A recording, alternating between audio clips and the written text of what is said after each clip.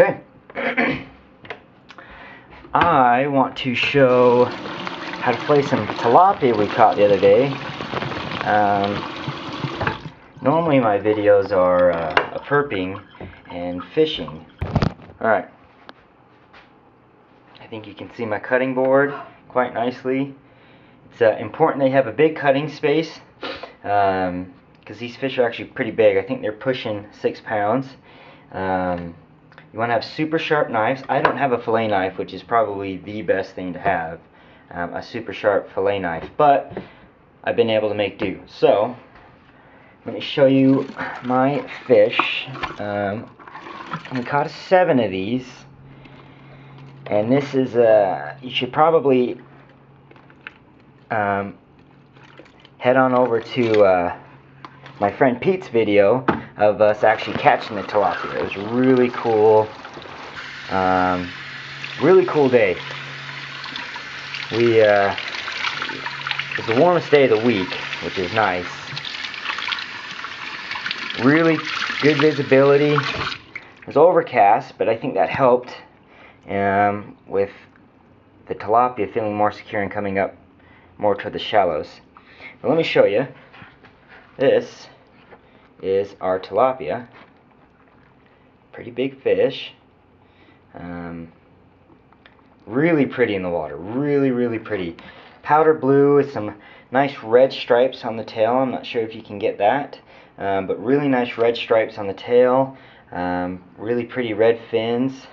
Really hard to catch. When it comes to spearfishing, these guys are probably midway up on the skill totem. So anyway, it gives you an idea how good we are. Just kidding. Okay, so when you first start out, you want to rinse off your fish, get any dirt or debris off, any of that extra slime that they'll have shed while you're dyeing. I'm just going to use a really nice long, super sharp slicing knife. Again, I don't have a fillet knife. If I did, that's what I would prefer to use. But this will work, okay? So the first thing you do is you want to start by cutting a really deep cut right down to the bone, and you'll follow the gill plate, and that's how long you'll make the cut. You'll go right behind the pectoral and straight up this way, and I'll show you that now. And that helps with your fillet. So you want to make it a deep cut, as deep as you can get without cutting through the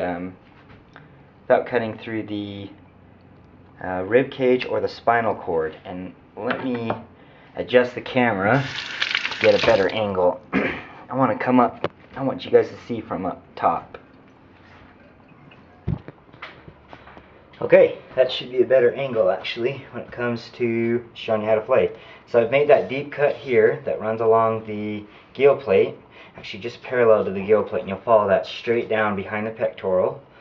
And then you're going to put your knife perpendicular to the spine, and you're just going to cut, probably for this size fish, 1/2 inch deep. Just enough so that when you come back you can get your fingers in there and kind of spread it apart. You're going to continue cutting until you reach just the caudal fin or the tail fin. Just when you reach there you can stop. And I don't cut this for a reason. I'll show you that later. This, I think, for a fish this size, or actually fish of any size, but with a fish with scales like this that are thicker skinned, have a harder time filleting, deskinning, leaving this on will help, and I'll show you that later. So it's real important when filleting. You want to keep your knife point down, slightly at an angle, maybe at a 35-degree angle, and you want to just, as you open up this fish fillet, you're going to free the flesh from the rest of the fish with that point at that 35, slicing and just nice and easily revealing that fish fillet. So, let me see if I can get a better angle. And I'm not sure how well you can see, but every time you free a little bit of the fish, you open it up a little bit more with your finger and your thumb. And you're coming toward the head of the fish, toward that main cut you made. And don't force it open. You're going to tear and lose some meat of the fillet. You want to just pry it open and nice and easily open up this fish.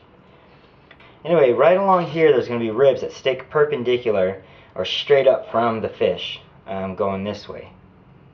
And you're going to have to cut through those, and we'll remove those later after we have the fillet off the fish. Keep peeling away the flesh of your fillet and cut through those perpendicular bones I was telling you about, which you should have done already. Now, when you're cutting here, make sure you're also getting down here in this area. This area tends to, on a big ribbed fish like this, it tends to get overlooked, and then you lose that when you finish your fillet. But so far you should see nothing but bones, and luckily that's what I see right now. Now on this rib, let's cut through that bone. These ribs, they start to curve back down the fish, so you have to make sure that you are angling your knife back down the fish, and I'll start to do that now.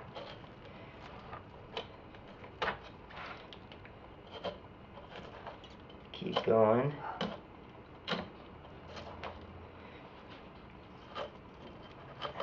And I'll have to turn my blade toward the tail this time, just because of the angle. It allows me to peel that flesh away a lot easier from the ribs.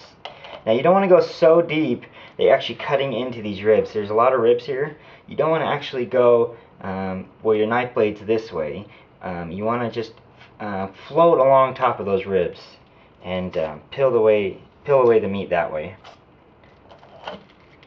I really wanted to make this video because of my friend Pete, who's actually a little squeamish about filleting fish, and I'm not too sure why. I mean, these fish are kind of gooey, but then again, there's nothing better, I think, than catching your own meat, your own fish, your own poultry, whatever, that's lived a happy, free, wild life, instead of in a cage.